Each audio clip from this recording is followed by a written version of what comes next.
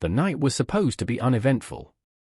Kanye West and Bianca Censori walked hand in hand through the dimly lit streets of Los Angeles, heading toward an exclusive high-end lounge in Beverly Hills. The air was crisp, carrying the scent of expensive cologne and freshly waxed pavement. The paparazzi had been surprisingly absent that evening, giving them a rare moment of peace. Bianca, dressed in a sleek, form-fitting dress that shimmered under the streetlights, leaned into her husband. "It's nice to go out without being hounded for once," she murmured. Kanye gave a slight nod, his expression unreadable behind a pair of dark sunglasses. They had been trying to stay out of the limelight. After months of controversial headlines and relentless media scrutiny, Kanye had decided to step back. Tonight was meant to be a quiet night, a chance to breathe. Inside the lounge, the atmosphere was luxurious but intimate. Golden chandeliers cast a warm glow over velvet booths where Hollywood elite sipped martinis and whispered secrets. The air buzzed with conversation and soft jazz. Kanye and Bianca slid into a corner booth, ordering drinks. The moment they sat down, though, Bianca noticed something shift in the room. A subtle, almost imperceptible tension. At a nearby table sat a group of young, wealthy-looking individuals, mostly white, well-dressed, exuding the type of privilege that came with generational wealth. And they were watching Kanye. At first, it was nothing unusual. He was used to stares. But this was different. They weren't admiring. They weren't intrigued. They were smirking. One of them, a man in his late 20s with slicked-back blonde hair and a Rolex flashing on his wrist, leaned toward a woman beside him. She covered her mouth and giggled. Another man, a little older, swirled his whiskey and muttered something under his breath, prompting more laughter. Kanye heard them. Bianca heard them. They weren't whispering as quietly as they thought. At first, Kanye kept his cool. He was no stranger to hate. He had spent his entire career navigating it, turning it into fuel. But as their comments grew louder, sharper, he felt a slow burn rising in his chest. "Dude, still showing his face in public after everything," one of the men scoffed. "Can't believe they let him in here," another sneered. Then, one of the women, brunette, dressed in an elegant green satin dress, laughed and said, "I mean, what do you expect? He never knew when to shut up. That's why Taylor destroyed him." The table burst into laughter. Bianca stiffened. Kanye exhaled slowly, his grip tightening around his glass. He could feel Bianca's hand on his thigh, a silent plea for him to let it go. But he couldn't. Not when one of the men leaned in and muttered, "Man's lucky he's got a white wife, or they wouldn't have even let him through the door." The words were quiet, but not quiet enough. A sharp silence fell between Kanye and Bianca. Bianca turned to face the group, her normally composed expression flashing with anger. "Excuse me?" Her voice was controlled but edged with steel. The table of fans exchanged amused glances. The man with the Rolex smirked. "Oh, I'm sorry. Did we offend?" His tone dripped with mock innocence. Bianca opened her mouth to retort. But Kanye reached out, gripping her wrist lightly. His jaw was tight, his face unreadable. "Not here," he murmured. "Not yet." Bianca hesitated, her body tense. She hated this. Hated pretending it didn't matter. But she knew Kanye. Knew when he was waiting for the right moment to strike. So she let it go. For now. The rest of the evening was thick with tension. Kanye and Bianca continued their dinner, but the group didn't stop their snide remarks, their laughter cutting through the jazz like razor blades. And then, just when Kanye thought he could make it through the night without an incident, the inevitable happened. The group stood up to leave, passing directly by their table. The man with the Rolex paused, casting Kanye a sideways glance. His lips curled into a smirk. "You still bitter about losing to Taylor, man?" His voice was loud enough for nearby tables to hear. "Must suck." knowing you'll never be on her level. Kanye didn't flinch. He didn't even look at him. But Bianca did. Her patience snapped. "Wow," she said, her voice dripping with sarcasm. "Imagine being this obsessed with something that happened over a decade ago." The man chuckled, feigning amusement. "Oh, sweetheart, it's not an obsession. It's just facts. She won. You lost. And you," he let his gaze sweep over Bianca, lingering, "could do so much better." Kanye moved so fast the man barely had time to react. He stood, his chair scraping against the polished floor. And for a moment, there was nothing but silence. A thick, suffocating silence. The other members of the group tensed. Some of the other patrons turned to watch. Even the bartender stopped mid-shake. Kanye wasn't yelling. He wasn't throwing punches. But the energy in the air had shifted. "You think this is funny?" Kanye's voice was low, steady. But it carried a weight that made the entire room hold its breath. "You sit here, drinking your expensive whiskey, talking about me like I'm not right in front of you." The man hesitated. He was cocky, sure, but now he was face to face with Kanye West, the man, not just the tabloid character. And that was different. "Relax, man," he muttered, suddenly unsure. "We're just messing around." Kanye let out a short, humorless laugh. "Yeah. That's what people like you always say." And then he sat back down. Just like that. A dismissal. The group lingered for a second longer. But Kanye had already turned away. They weren't worth his time. And that fact, the fact that he had reduced them to nothing more than background noise, infuriated them more than anything.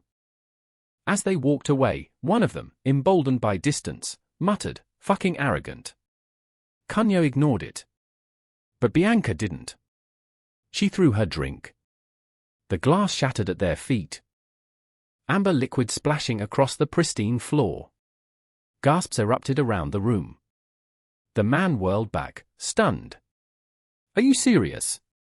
Bianca's eyes burned. "Get the fuck out." For a long moment. No one moved. Then, finally, the group slinked away, disappearing out the door, their bravado significantly dimmed. Bianca was still breathing heavily, her hands clenched into fists.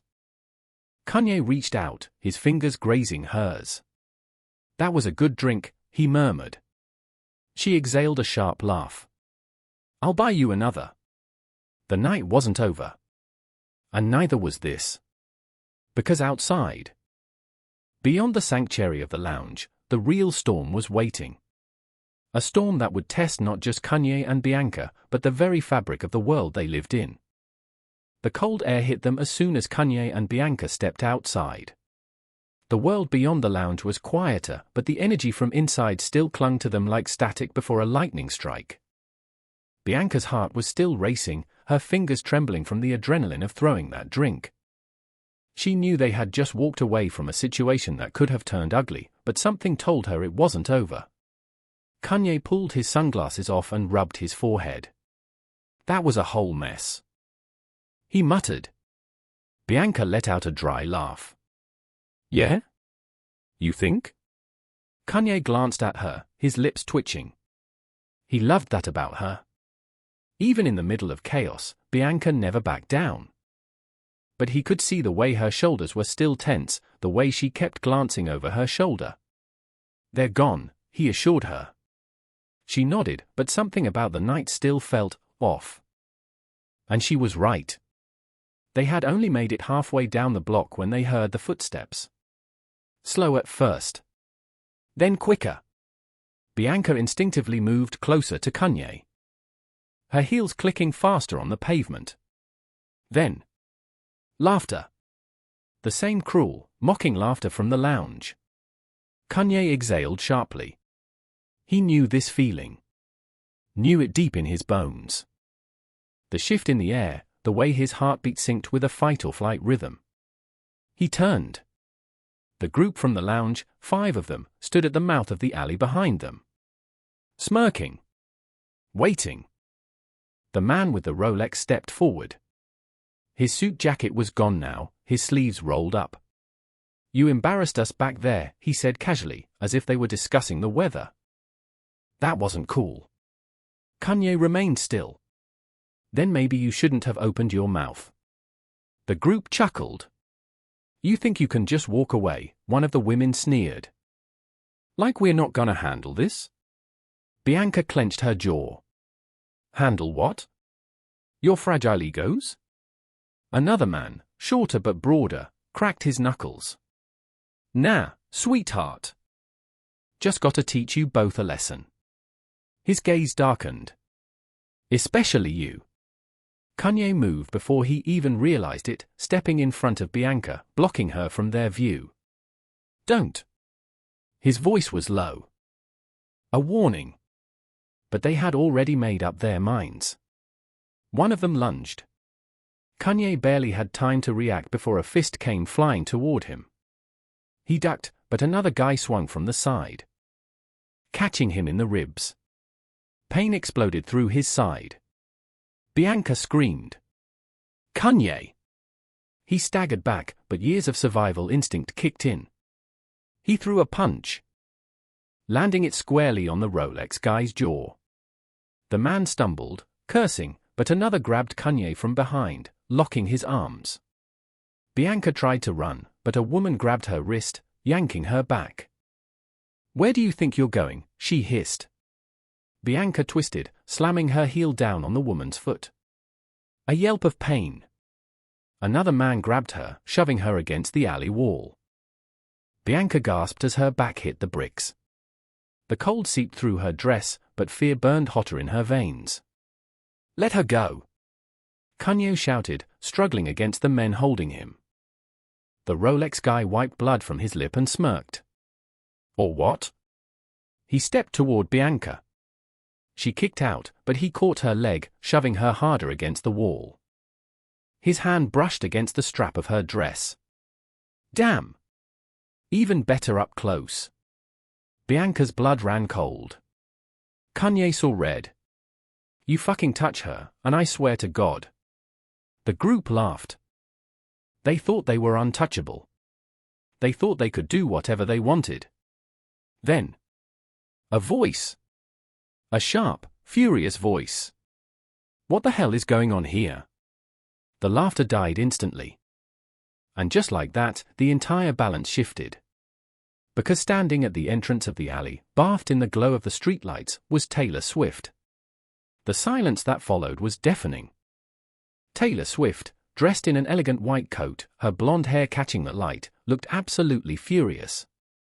The group of fans turned to her, their faces flickering between shock and confusion. T. Taylor, the woman in the green dress, stammered. Taylor's icy gaze snapped to her. Don't say my name. I don't even want to hear it from your mouth right now. Rolex guy blinked. Wait, Taylor. We were just. Just what? Taylor's voice was sharp, cutting through the air like a blade. Beating up Kanye? Attacking his wife? Assaulting her? Her eyes blazed. This is what you do. This is what my fans do. The group shrank under her stare. Bianca was still against the wall, her breathing uneven. Kanye had finally broken free, but his knuckles were bruised, his side aching. And yet, despite everything, he was staring at Taylor like she was the last person on earth he expected to see here. Taylor stepped forward, her heels clicking against the pavement. She turned her glare to the Rolex guy. Tell me something. Her voice was dangerously soft now. Do you think that because you like my music, that makes you better than him? She pointed at Kanye. You think that gives you some kind of power to do this? The man opened his mouth, but no words came out. Taylor laughed. It was bitter, furious. I don't know what's worse, how disgusting this is. Or how fucking pathetic you all are. Bianca finally found her voice. They were, she swallowed, her voice shaking. They were going to. Taylor's face hardened completely. She turned back to the group, her expression now cold, unforgiving. "Leave." The Rolex guy clenched his jaw. "Taylor, come on. You don't even like Kanye. Why are you defending him?" Taylor took another step toward him. "Because right now, I like him a hell of a lot more than I like you." The group hesitated. But then they saw it, the way Taylor wasn't backing down. The way Kanye was now standing taller, his rage burning, but contained. The way Bianca was no longer just a victim, but a woman who had survived them. They had lost. Slowly, one by one. They slunk away. Taylor didn't take her eyes off them until the last one disappeared into the night. Only then did she exhale. She turned back to Kanye and Bianca. "Are you okay?"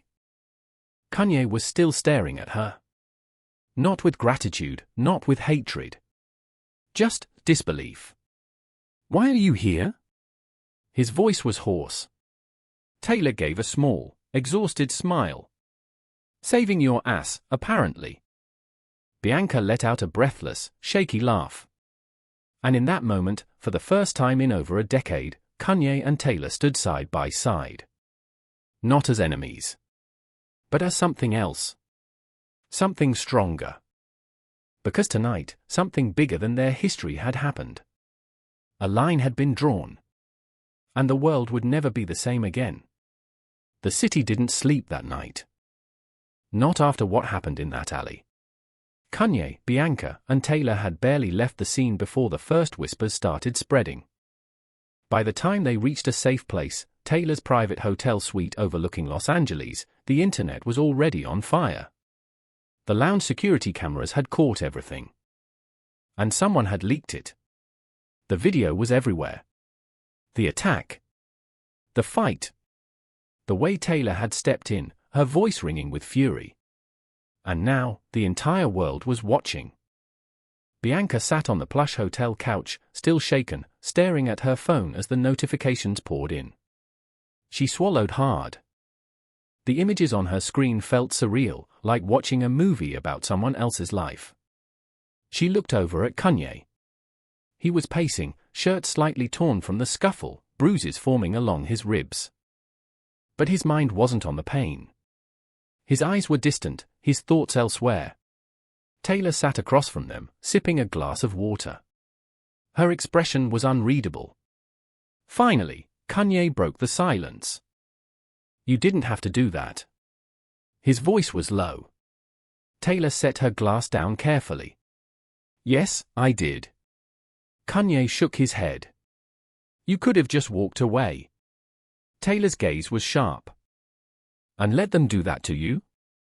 To Bianca?" Her voice hardened. "No. I couldn't." Kanye exhaled. He wasn't used to this.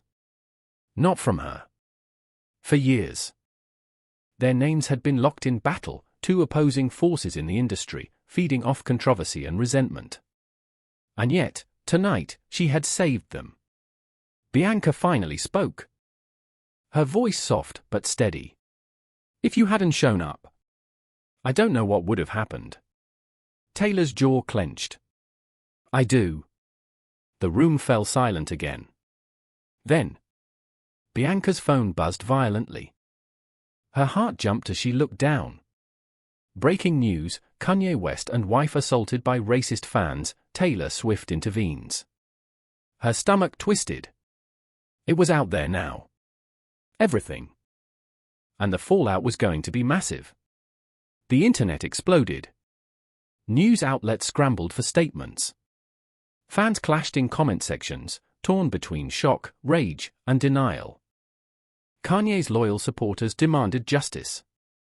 Bianca's name trended as people called out violence against women and racial injustice. But Taylor's fanbase was divided. Some hailed her as a hero. Others? Others were furious. "I refuse to believe actual Swifties would do this. Those people don't represent us. Taylor shouldn't have gotten involved. Kanye deserved worse." The backlash was immediate. Even celebrities weighed in. Some supported Taylor, praising her for standing against racism. Others stayed silent. And some made it worse.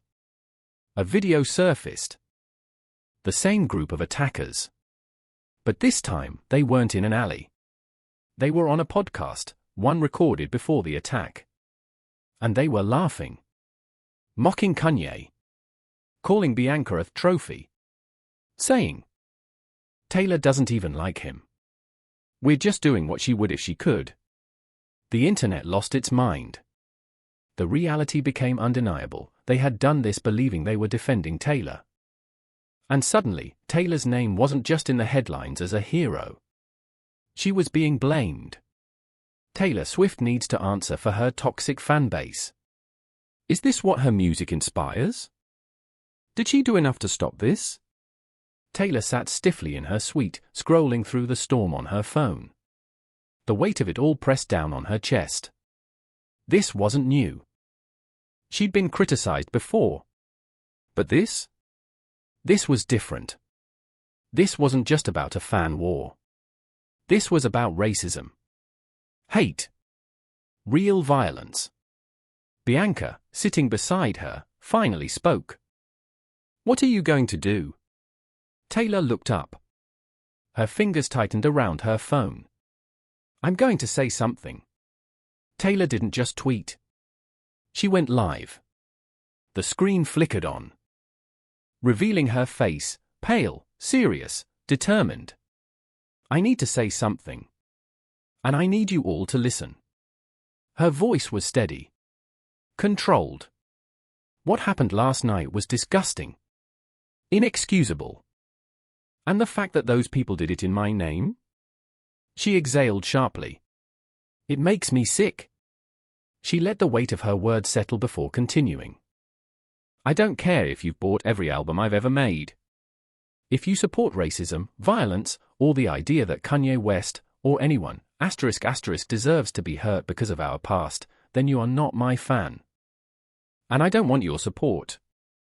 The internet froze. She wasn't sugarcoating. She wasn't dodging. She was drawing a line. And then, she took it further. I've spent too long avoiding this conversation because I didn't want to make things worse. But silence isn't an option anymore. There is a problem in my fan base. And in this industry. And it's time we faced it. She paused. Her voice softened. Kanye and I may never be best friends. But last night? He was a victim.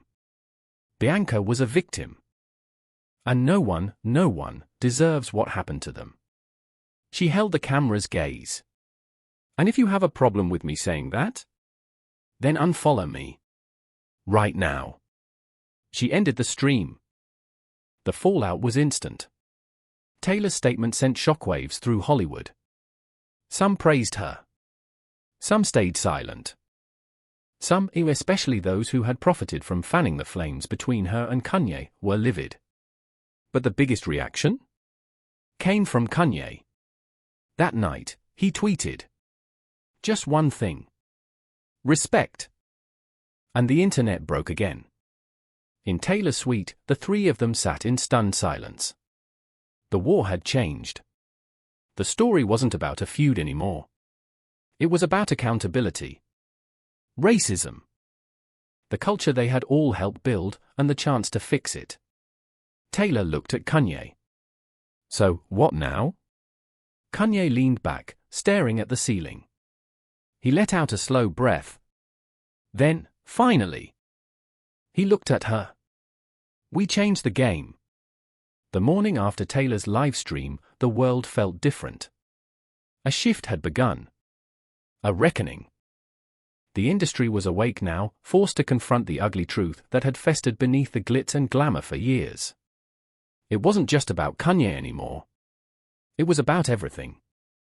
The racism. The fan wars. The power dynamics in the music industry. And as the dust settled, one question remained: what happens next? The answer? They fight back. Not everyone was thrilled about Taylor's statement. The usual suspects, media outlets, anonymous online trolls, industry executives with too much to lose, started pushing back. Taylor's going too far. Kanye's manipulating this for attention. It was just a misunderstanding, why blow it out of proportion? Some of the worst offenders were people inside Taylor's own fan base. Her Instagram comments were flooded with Swifties who refused to accept the truth. They weren't real fans. Why are you making this about race? Kanye deserved worse after what he did to you. Taylor read the comments in silence, her expression unreadable. Then she looked up at Kanye, who was scrolling through his own timeline. The response to his one-word tweet, respect, had been explosive.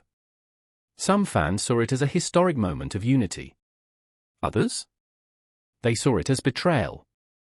Taylor sighed, rubbing her temples. You seeing what I'm seeing? Kanye chuckled dryly. Oh yeah. They're eating us alive. Bianca crossed her arms. Then let's make them choke. Taylor put her phone down. We have to do something bigger. Kanye smirked. Bigger than breaking the internet? Bigger than a statement, Taylor corrected. We need to change the system. She turned to Bianca. You were the one they targeted the most. What do you think? Bianca sat up straighter. I think they need to understand that this isn't just about us.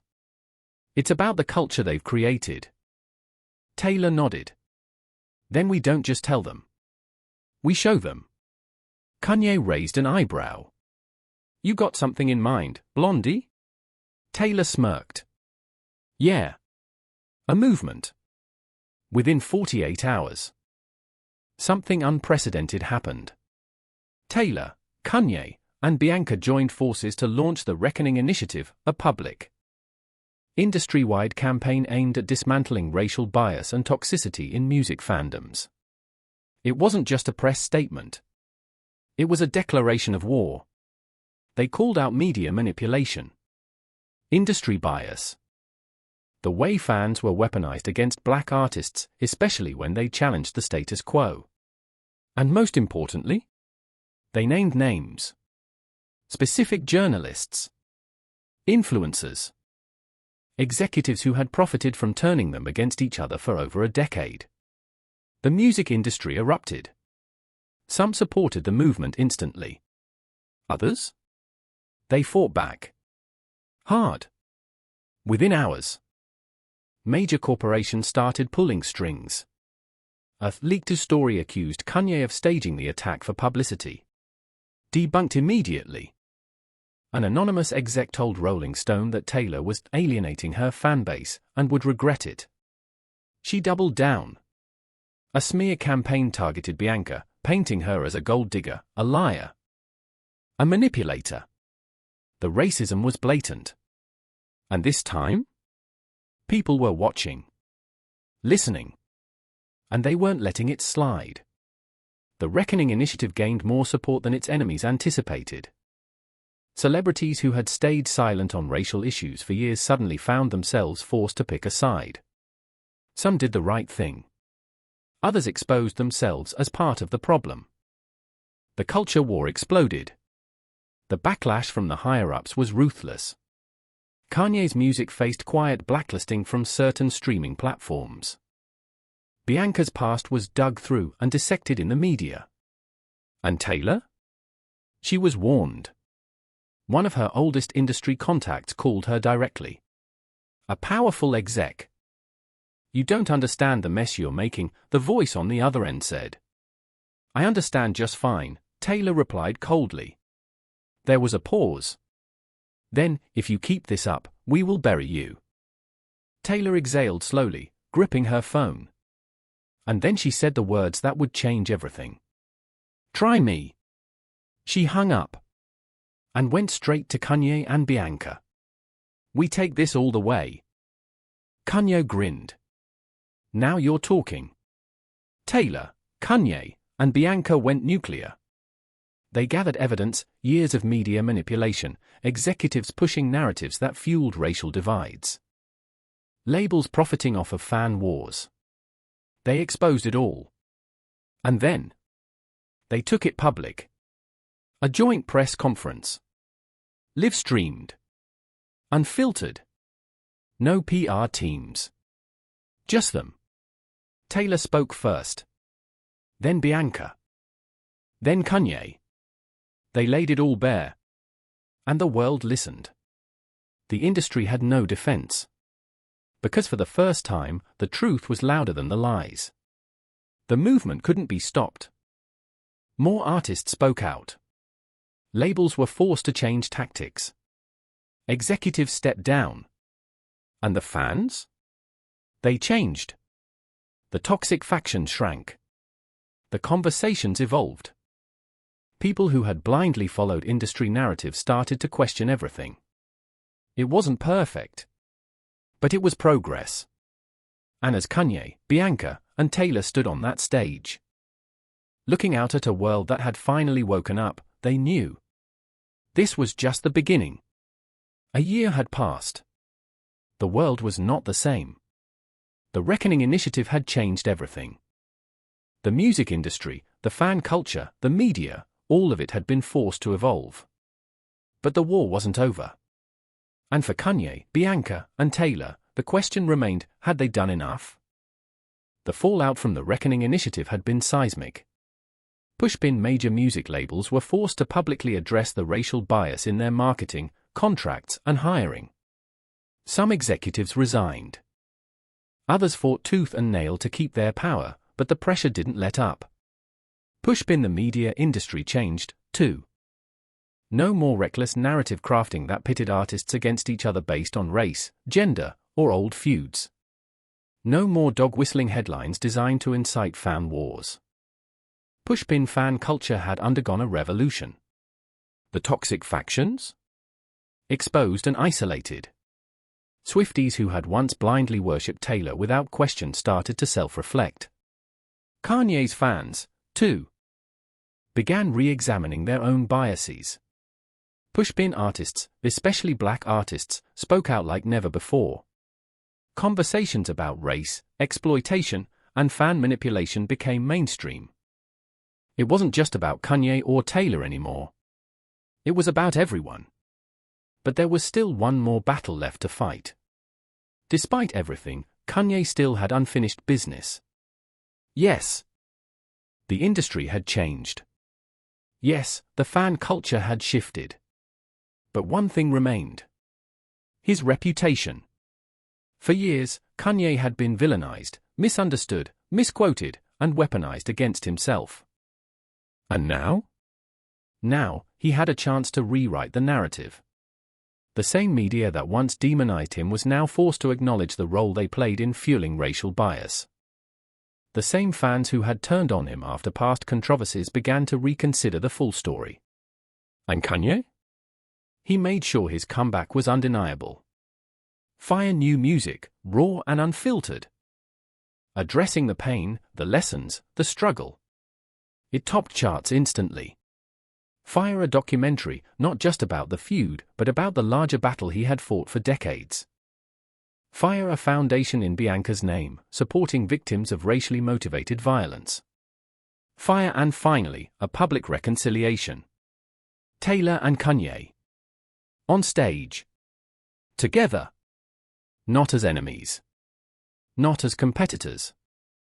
But as two people who had survived the machine and burned it to the ground. While Kanye was reclaiming his legacy, Bianca was building hers. For too long, she had been seen as just Kanye's wife. A trophy. A side character in someone else's war. Not anymore. With the Reckoning Initiative behind her, Bianca became one of the most powerful voices in conversations about race, gender, and violence in fan culture. Explosion symbol public speaking engagements, calling out the toxicity of the industry. Explosion symbol a book deal, her memoir, titled Collateral Damage, became a bestseller. Explosion symbol a non-profit organization, offering support to women who had faced online harassment and real-life violence from fan culture. She wasn't just Kanye's wife anymore. She was a force of her own. Taylor Swift had always been America's sweetheart. But this? This was new territory. For the first time, she had done something that risked everything. She had alienated a portion of her fan base. She had lost industry allies. She had stood against the very system that made her a star. And yet, she was stronger than ever. Her bold stance had forced conversations that the industry had avoided for decades. She no longer let fan culture define her. She made it clear she would not be a tool for weaponized loyalty. Her music evolved. No more cryptic feuds. No more industry games. She was done playing by their rules. Her influence became more than music. She became an advocate. A leader. A movement. Taylor had already been the biggest artist in the world. But now? Now, she was something more. 1 year after the Reckoning initiative changed the industry, they stood together one last time. Round Pushpin the Grammys. Round Pushpin the biggest night in music. Round Pushpin the place where this war had begun. The crowd held its breath as Taylor, Kanye, and Bianca took the stage. Not as enemies. Not as headlines. But as survivors. Kanye stepped up to the mic first. He looked out at the crowd, an industry that had tried to bury him. And he smirked. "You'll try to cancel me," he said, voice steady. "Guess that didn't work out." Laughter rippled through the audience. Then, Taylor took the mic. Her blue eyes burned with determination. "We've spent too long letting the industry turn us into stories," she said. "It's time we take control of our own." Bianca nodded, stepping forward. "And make sure no one else goes through what we did." The applause was deafening. This wasn't just an award show moment. It was a declaration. The war was over. And they had won. The years passed. Kanye's name was no longer tied to just controversy. It was tied to resilience. To art. To truth. Bianca was no longer just someone's wife. She was a leader, an advocate, a survivor. Taylor was no longer just the industry's golden girl. She was the woman who changed it. And the Reckoning initiative? It became a movement that never died. Fan culture never went back to what it was. The music industry never fully regained its grip on artists. And the conversations Kanye, Bianca, and Taylor had sparked. They never stopped. Because in the end, this wasn't just their story. It was everyone's. And with that, the story is complete. Fire a tale of racism, redemption, revolution, and change. Fire a war that was never supposed to be won, but was.